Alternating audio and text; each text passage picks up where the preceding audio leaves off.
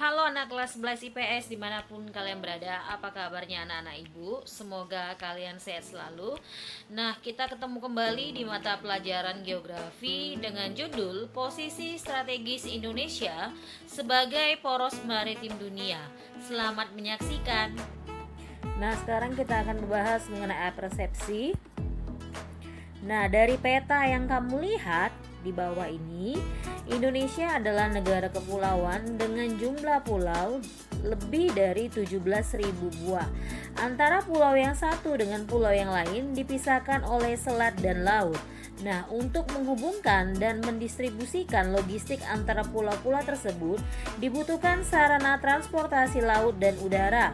Nah, dari segi ekonomi, transportasi laut merupakan modal transportasi yang lebih murah dibandingkan dengan transportasi udara.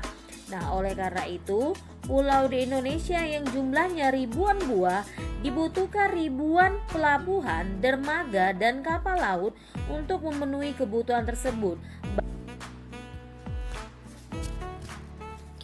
Nah, sekarang kita akan membahas letak luas dan batas wilayah Indonesia.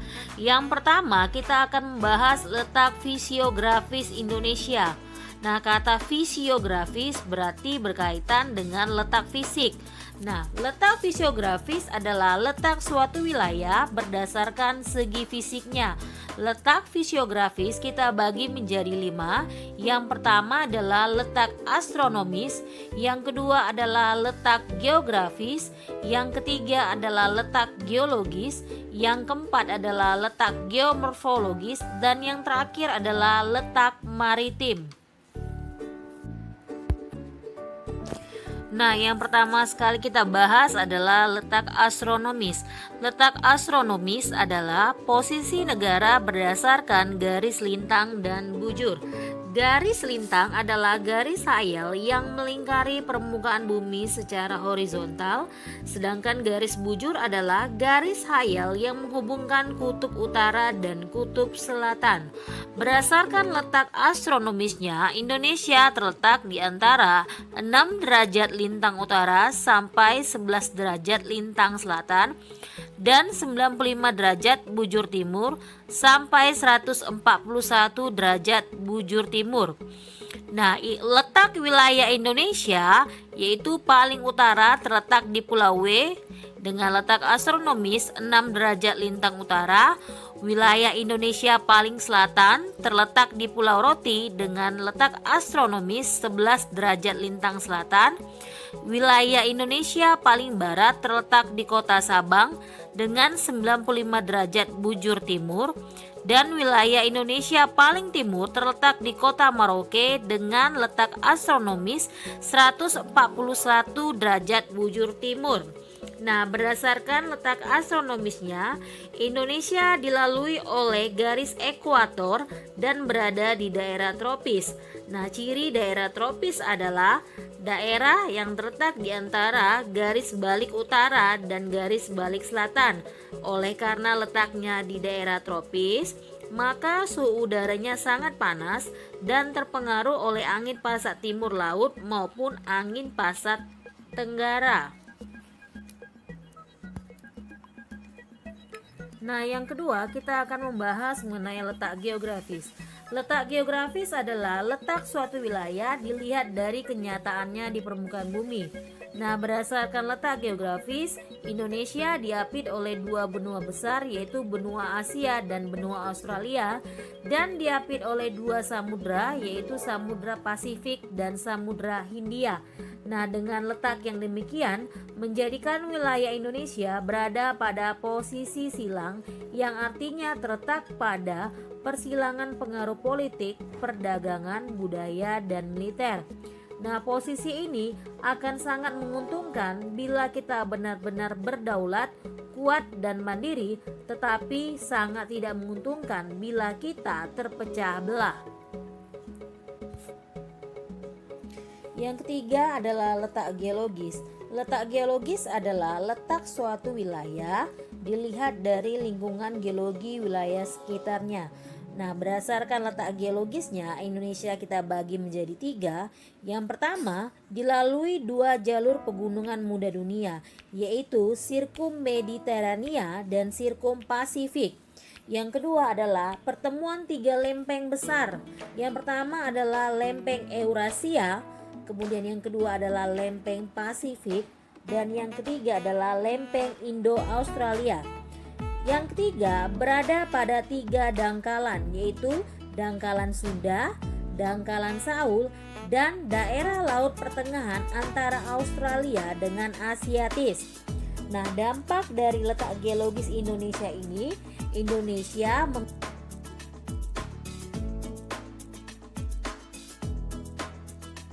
memiliki jalur pegunungan aktif sehingga Indonesia sering terjadi gempa bumi dan letusan gunung api. Nah, dengan dilaluinya Indonesia oleh jalur gunung api tersebut mengakibatkan di Indonesia terdapat berbagai rangkaian pegunungan, deretan gunung api aktif, serta lembah dan ngarai yang subur.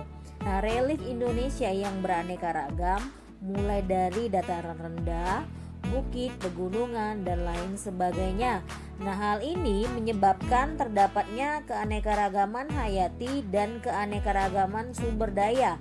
Karena Indonesia berupa negara kepulauan, maka terdapat berbagai ragam suku bangsa dengan budayanya yang khas. Nah, yang selanjutnya adalah letak geomorfologis. Letak geomorfologis adalah letak berdasarkan tinggi rendahnya suatu daratan terhadap permukaan air laut. Nah, dampak letak geomorfologis adalah 1. Perbedaan suhu yang mempengaruhi jenis tanaman. Contohnya adalah dataran rendah dan dataran tinggi. Kemudian yang kedua, menentukan kandungan mineral dalam tanah. Dan yang ketiga, menentukan kepadatan penduduk. Misalnya, penduduk yang lebih padat adalah di daerah yang cenderung dataran rendah. Yang kelima, letak maritim adalah letak suatu wilayah ditinjau dari sudut kelautan. Nah, manfaat posisi maritim Indonesia adalah 1. Membuka peluang kegiatan perekonomian dalam bidang pelayaran, perikanan, dan pelabuhan. Yang kedua, posisi Indonesia dapat dipertimbangkan dalam politik dunia. Letak maritim Indonesia yang berbentuk kepulauan dikelilingi oleh 3 lautan besar, yaitu Samudra Pasifik di sebelah timur, Samudra Hindia di sebelah selatan, dan Laut Cina Selatan di sebelah utara. Hal ini mengakibatkan Indonesia memiliki mitra kerjasama yang terletak di antara negara maju dan negara berkembang.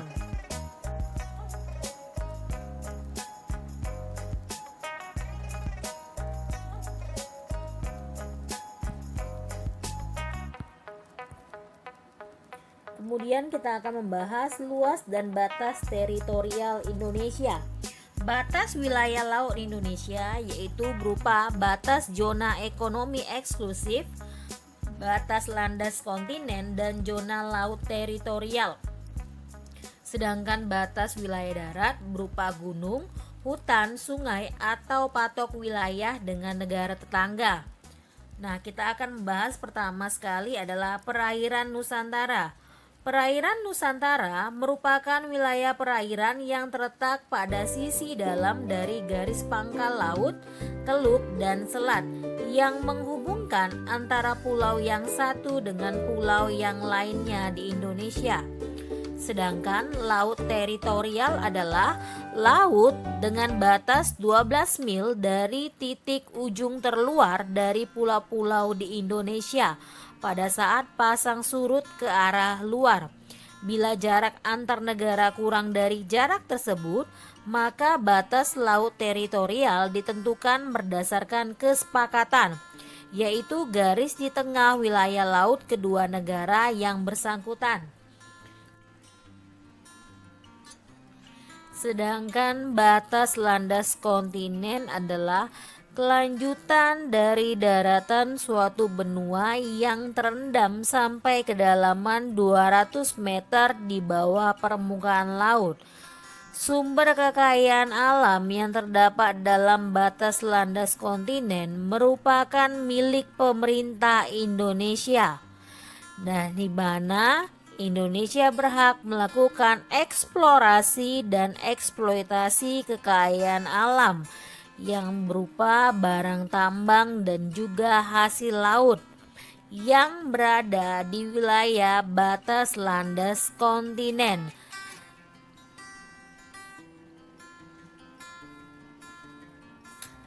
Sedangkan batas wilayah darat dari Indonesia yaitu di sebelah utara berbatasan dengan Malaysia, khususnya Malaysia bagian timur dan Laut Cina Selatan.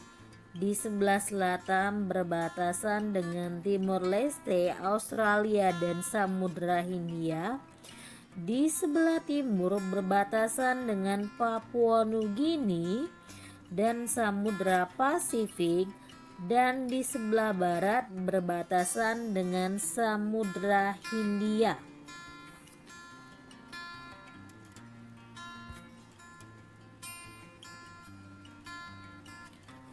Sedangkan batas zona ekonomi eksklusif adalah wilayah laut Indonesia selebar 200 mil yang diukur dari garis pangkal laut wilayah Indonesia.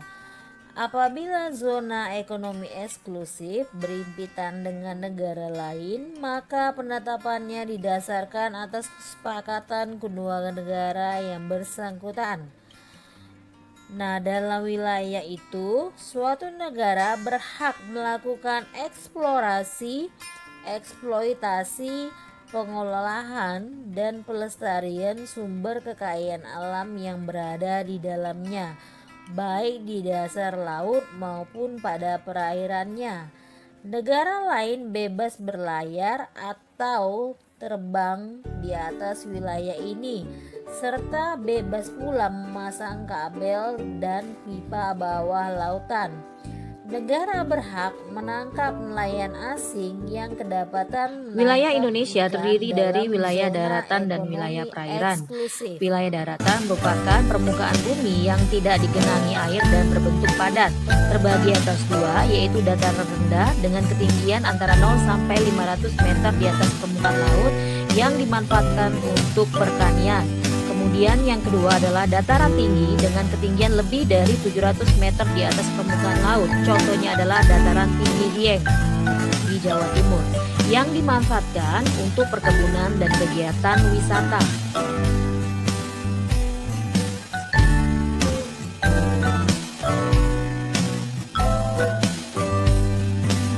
Kemudian pantai. Pantai merupakan perbatasan wilayah daratan dan perairan laut yang terdiri atas dua jenis, yaitu pantai curam dan pantai landai. Pantai curam contohnya adalah pantai Pacitan di Jawa Timur, dan pantai landai contohnya adalah pantai di utara Pulau Jawa.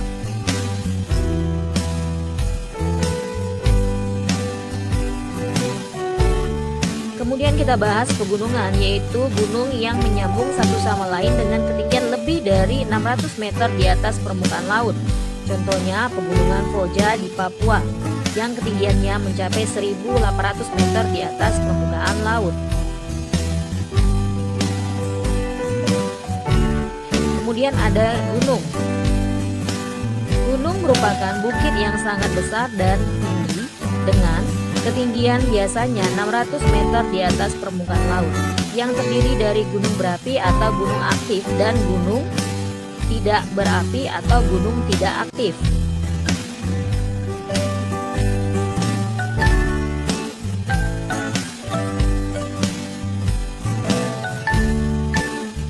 Yang keenam adalah lembah atau ngarai. Merupakan tanah yang lebih rendah dari sekitarnya yang berada di tepi kiri dan kanan sungai, serta kaki gunung lembah biasanya merupakan daerah yang subur. Contohnya adalah Ngerai Sanok di Sumatera Barat dan Lembah Baliem di Papua.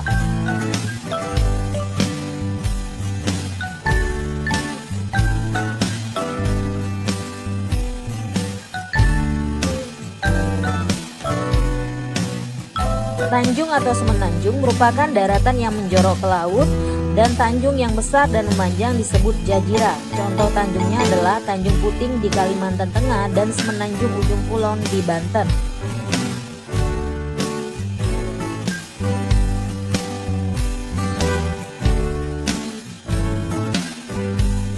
Oke, itu adalah tadi